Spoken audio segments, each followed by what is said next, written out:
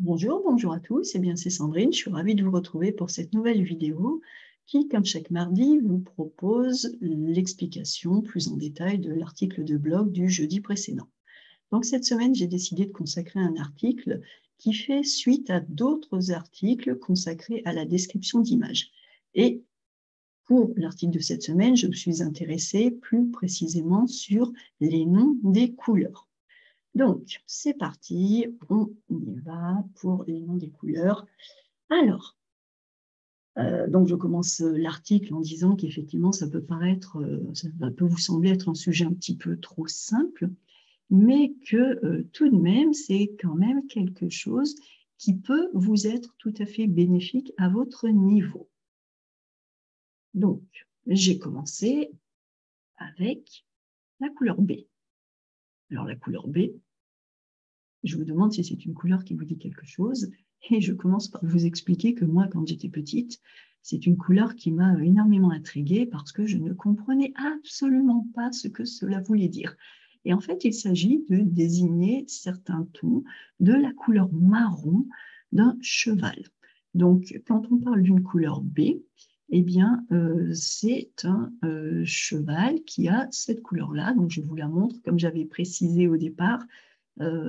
Cette vidéo est beaucoup plus intéressante complète vraiment bien l'article de blog parce que dans l'article, vous pouvez peut-être manquer de certaines précisions. Donc, un cheval couleur B, vous voyez, c'est cette couleur marron, quand même assez foncée, hein. Et donc, ça, c'est la couleur B. Et donc, on est dans des marrons, légèrement roux, mais pas trop, hein, et chocolat, marron ou chocolat. Et le cheval couleur B est différencié de l'alezan. Donc avec l'alezan, on reste toujours dans la robe d'un cheval, c'est-à-dire la couleur de ses poils, hein, la couleur de son pelage, sa robe. On parle de la robe d'un cheval. Et donc l'alezan, eh bien là, cette fois-ci, c'est quelque chose c'est une couleur un peu plus brun-roux. Donc ça va légèrement vers l'orange. Donc aussi bien le premier cheval B, c'était ce marron-là, marron chocolat. Avec l'alezan, vous allez voir, avec l'alezan, on est vraiment bien plus sur une couleur brun-orangé. Donc si mon ordinateur veut bien arriver, voilà, voilà, ça lui prend un peu de temps. Voilà, on est un petit peu plus sur du orangé. Donc, vous voyez la différence, c'est que le cheval B va être un peu plus marron, marron chocolat, et l'alezan va être dans des tons un peu plus orangé, orangé roux, un peu plus clair, un peu plus lumineux. Mais on est toujours dans les chevaux. Voilà. Donc, ce que je vous dis, c'est que c'est une dénomination qu'on retrouve assez souvent chez certains auteurs, hein, qui vont, par exemple, se contenter de dire qu'il y avait à côté de la maison un magnifique alezan. Bon, ça sous-entend qu'il y avait un cheval de couleur, de telle couleur. Voilà. Mais on va pouvoir parler d'un alezan. Bi. Alors, bi.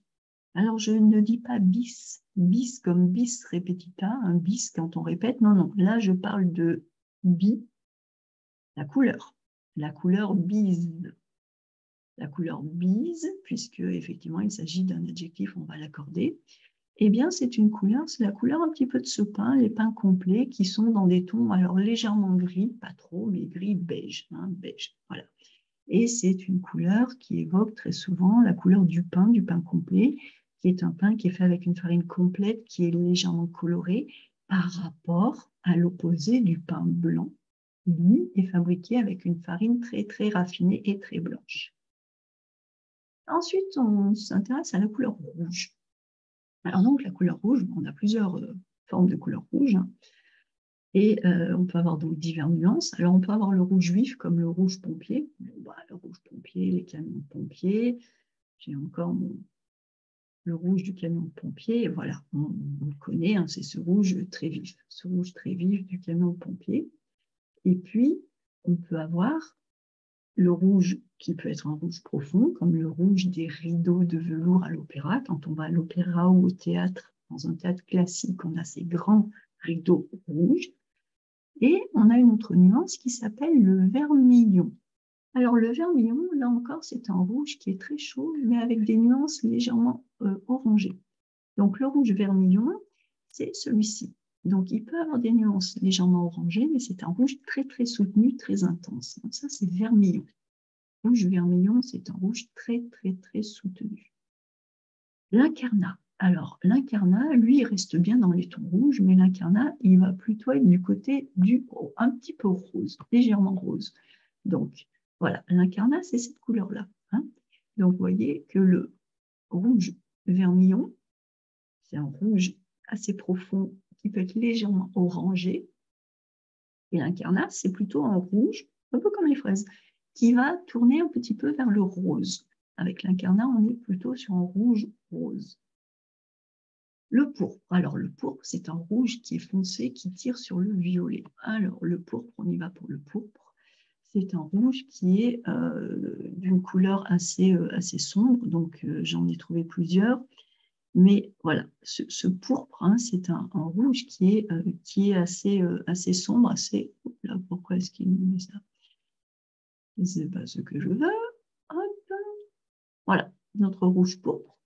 Et c'est la couleur, on dit que c'est la couleur, le pourpre cardinaliste, parce que c'est cette couleur qui est la couleur des vêtements des cardinaux. Donc là, je vous ai donné le cardinal de Richelieu. Alors dans les tableaux, le rouge ne rend pas toujours la même, n'est pas toujours rendu par les peintres avec les mêmes nuances. Mais voilà, le rouge, c'est dans tous les cas, c'est un rouge profond. Hein, c'est un rouge profond et qui tire un petit peu sur le violet. Ça, c'est le rouge pourpre. Donc, on a le pourpre, on a l'incarnat qui est légèrement rose, on a le vermillon qui est légèrement orange, voilà. On a le rubis. Alors, le rubis, c'est le nom de la pierre précieuse. Et c'est un rouge qui est encore une fois très profond, très, très sombre. Et qui vient de la pierre que l'on taille et avec laquelle on peut faire des bagues ou des bijoux. Ce ne sont pas que des bagues, des colliers.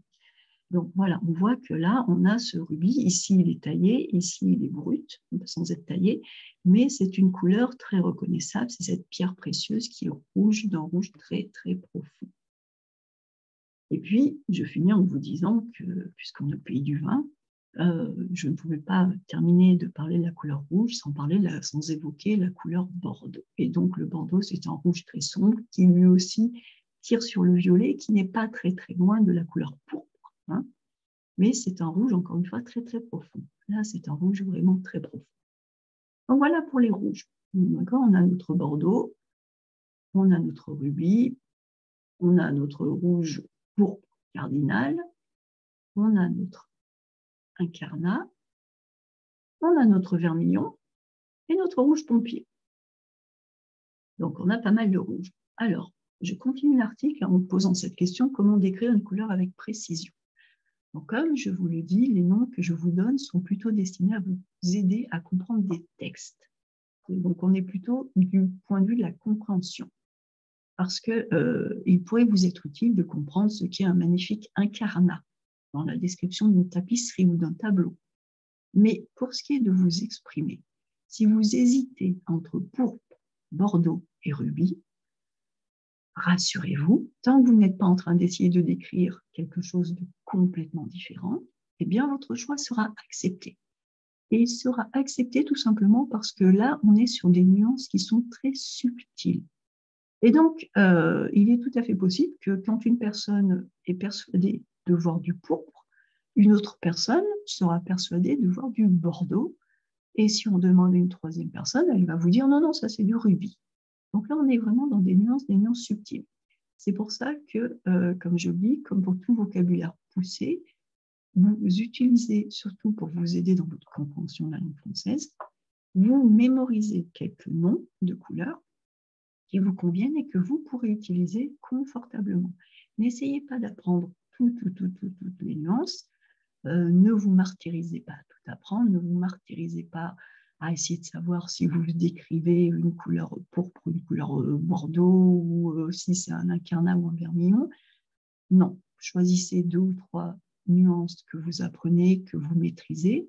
Et pour le reste, soyez tout simplement conscient lorsque vous lisez, lorsque vous êtes en position de comprendre un texte, que lorsqu'on parle d'un incarnat, d'un vermillon, d'un pourpre, on se situe dans les couleurs rouges.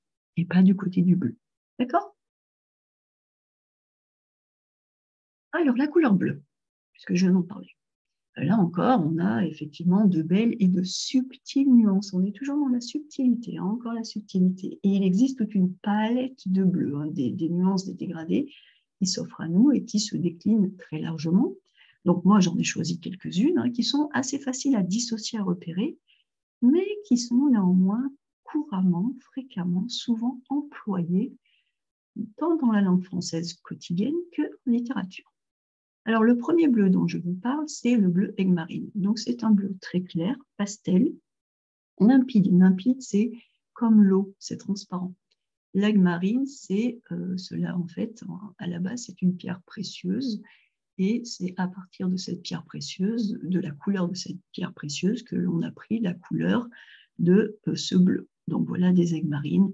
L'aigue marine, c'est une pierre qui est, quand je parle de pierre limpide, voilà, c'est presque transparent. Donc là, on a une aigue marine brute, et là, on l'a taillée, mais ça fait des bijoux très, très clairs, très clairs, très limpides, très purs, transparents, presque transparents.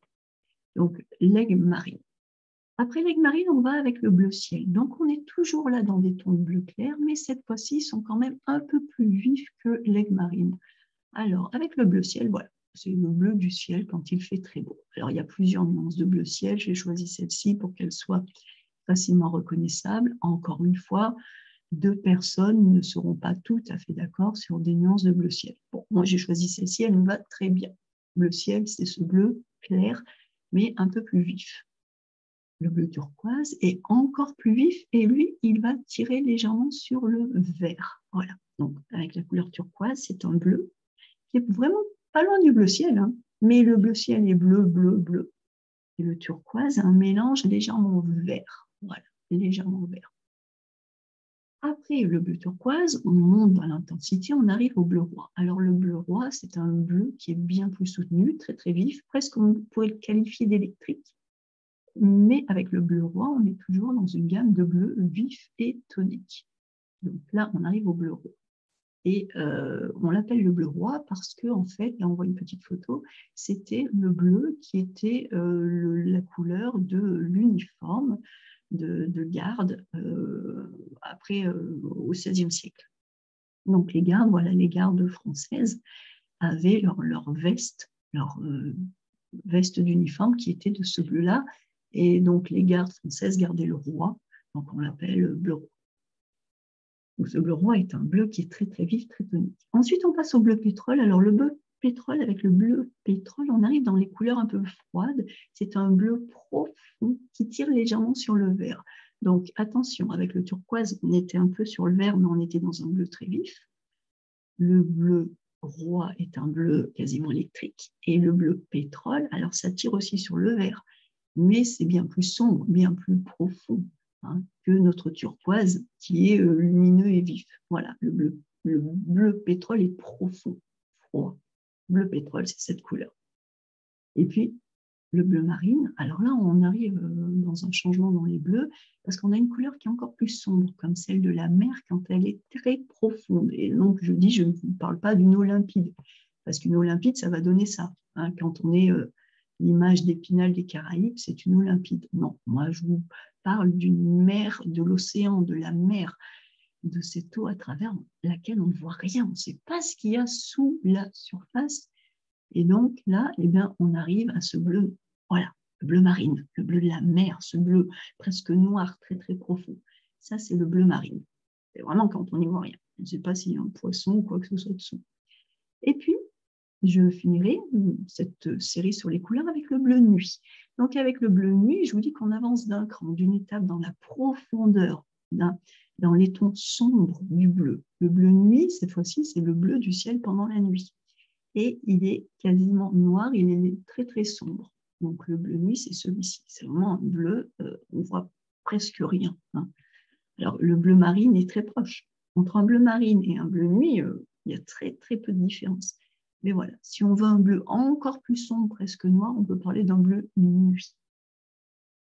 Donc voilà pour toutes ces couleurs. J'espère que cet article vous est utile pour progresser. Donc, comme je le précise à la fin de l'article, encore une fois, n'apprenez pas tout. Hein.